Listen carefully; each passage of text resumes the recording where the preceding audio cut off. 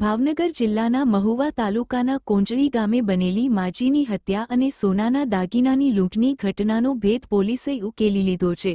એકલા રહેતા માજીની હત્યા કરીને ઘરમાંથી સોનાના દાગીના અને રોકડ લૂંટી ફરાર થયેલા આરોપીને એલસીબી પોલીસે ઝડપી લીધો હતો।